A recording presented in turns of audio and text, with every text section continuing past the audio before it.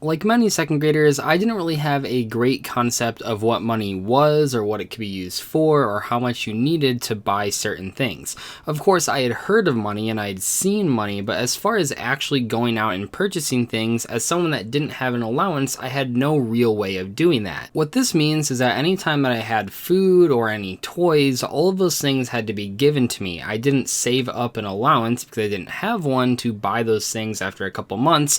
I just had to ask my mom, and hopefully she bought me that pack of Yu-Gi-Oh cards or gave me that Yu-Gi-Oh structure deck. And when I think back to it, one of my earliest memories of actually starting to build my Yu-Gi-Oh collection was after a Cub Scouts meeting. I don't know if you guys were in that, but some people in my school was. It was pretty big actually in my class, and one of the parents at the end of each meeting would open a Yu-Gi-Oh pack and give one card to each kid that went to that meeting. What's funny is that oftentimes not even the entire pack would be given out. If only 5 or 6 people showed up, there'd still be leftover cards for the next meeting, and it also meant that one kid got like the rare or holographic card and the other kids just got mostly trash comments. I even specifically remember pulling a Sacred Crane, and when I read it for the first time, and I kid you not, I didn't actually know what Special Summon meant. And that probably seems silly to anyone watching this because you're probably not a second grader, but as someone who was just starting out in the game, and it was a pretty new game at that point, I didn't really know the rules. I didn't read a rule book. I actually only really watched the anime like many other people my age, and that's how I was introduced to the game. So when I got handed cards, and a lot of times I didn't understand many of the words on them, I don't really know how we played, but we definitely didn't play by the rules, and probably not even close to the rules. I don't even really know how we played games, but it definitely didn't involve special summoning. I think it just mostly involved putting monsters on the field and declaring attacks and having fun doing that without really know what was going on. And if you played back when you were younger, you might remember that many people just sort of had mishmash decks of cards that were given to them. Every once in a while a structure deck would come out and you would have a pretty competent deck, especially compared to the other kids that were just playing random cards. However, in general, for me at least, and for the people at my school, we were given these things. We were given structure decks, we were given starter decks. We didn't really understand the concept of buying singles, not to mention back then there really wasn't a good place to do that. I hadn't even really learned about local tournaments. I had been to like one, I think, but that was sort of as a onlooker, not so much as a participant. So I don't even really know if there was a way for someone like me or my mom to actually buy singles to add to my deck, which meant that most of the cards that I was getting, that my friends were getting, were either from those structure decks, which had a lot of trash in them, if we're being completely honest, or just randomly given to me in packs. And don't get me wrong, trading definitely was part of the culture even back in 2nd and 3rd grade, but because I started playing Yu-Gi-Oh after many of my classmates started playing, I remember that I definitely got preyed upon for bad trades. For example, I specifically remember trading away an ultra rare copy of Blue Eyes White Dragon from the original Kaiba starter deck for one copy of Mystical Sheep number 2. Now that might sound ridiculous, but as the class Yu-Gi-Oh scammer described it to me, the text for Mystical Sheep number 2 says it can hypnotize monsters. He told me that that meant that this card could beat Blue Eyes White Dragon, because of course it could. It can hypnotize it and take it to your own side of the field.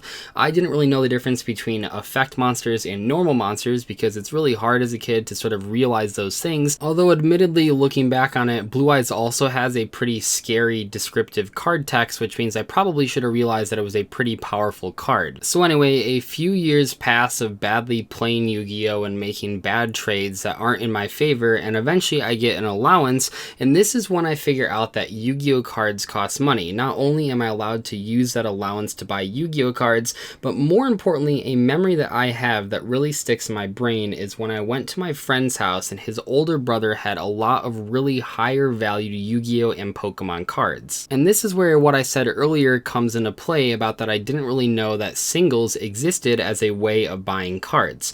Because prior to this, the only times that I was guaranteed cards were out of structure decks and starter decks, which oftentimes don't have the most competitive cards out there, and also I just bought packs, which randomly give you stuff and sometimes even give you 8 or even 9 useless cards. So when my friend's brother took out this stack of ultra and super rare cards like Monster Reborn and Premature Burial and things like that, suddenly I was like, holy crap, I have to have these. So I asked him how much they were, and I remember him telling me that like the ultra rare Premature Burial was $20, and I was thinking, okay, I think I make $5 a month off allowance. It would take me 4 months to save up just to buy that one card, and to me that was very very eye-opening. And while I didn't know it at the time, that would end up being a pretty definitive moment, because up until that point when I traded cards with people outside of that one scammer for the Mystical Sheep number 2, most people just traded away cards that they didn't like for cards that they liked. We didn't really think of values, where even after that, like immediately after that, when I traded people at school, I would want to know at the very least that the cards that we were trading were the same rarity, so neither one of us got ripped off. Perhaps what mattered even more though is that this was the point that I suddenly realized there were many cards that not only did I not have, but also that I didn't really have a chance of ever getting in the future.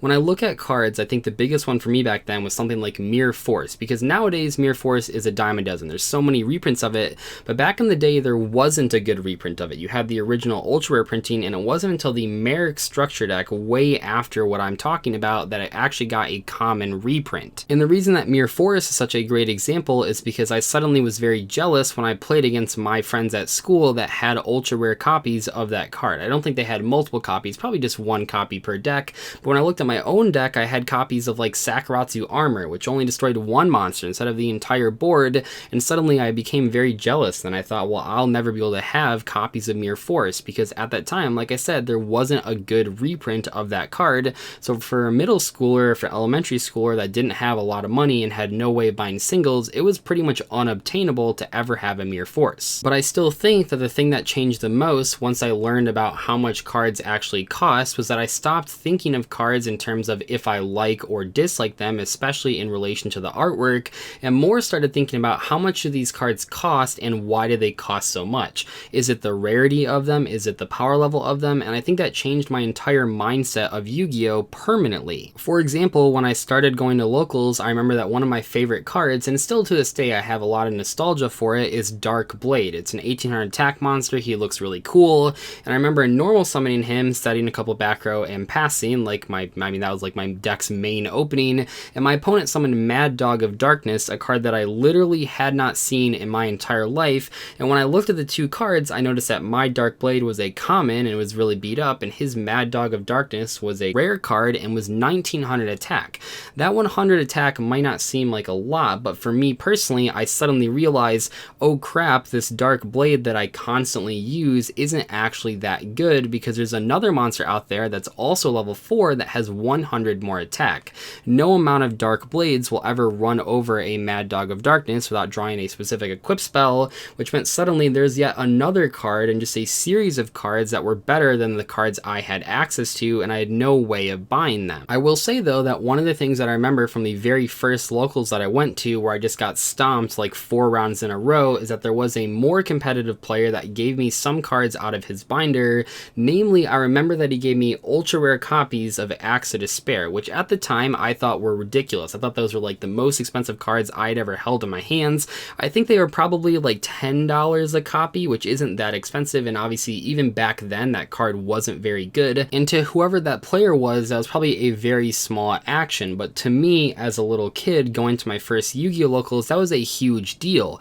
I thought back to looking at that Premature Barrier, that ultra rare card that I couldn't afford, and my friend's brother just keeping it locked away in his deck box full of expensive cards. But here's a situation where I go to my first Yu-Gi-Oh! Locals and I just lose every single round. The game is so much more competitive than I ever thought it could be, and yet I found kindness out of a stranger that gave me copies of a card that I never thought I would have, at least not in that rarity. So when I go to locals and I go to regionals and I see newer players, especially ones that are younger, I really do try to look into my own binder and find cards that can help out their deck directly.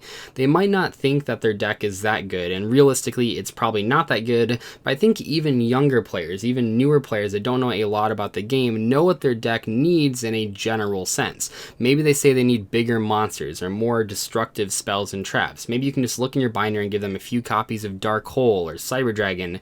These small actions can make a big difference. And did that Axe of Despair suddenly make my deck super competitive? No, it didn't. Maybe it gave it a small boost, but to me, I didn't know that. I just knew that I got a card for free that I wouldn't have had otherwise, and it was given to me by a competitive player, which then set up the situation where I wanted to be like that type of player. I wanted to be the person that would give people cards when they didn't have another way of getting them, and I think back to that in other moments like it, and it's like all of those moments, even if they were not very consequential, those all led me to here, now talking talking about Yu-Gi-Oh to thousands of people and this is my real job, maybe if a couple of those moments wouldn't have happened, maybe if I didn't get the axe to despair, maybe if those Cub Scout leaders didn't give me a free card for going to the meeting, maybe all of that would have changed my life for the worse. And that's really interesting to think about for me, that those small moments actually have a larger impact even if you don't realize it at the time. Anyway though, I don't really know the point of this story. I just wanted to talk about a lot of my early upbringing in Yu-Gi-Oh! I'm actually going to have another video similar to this, but a little bit different, that you guys will see in a few days, that I'm really excited about.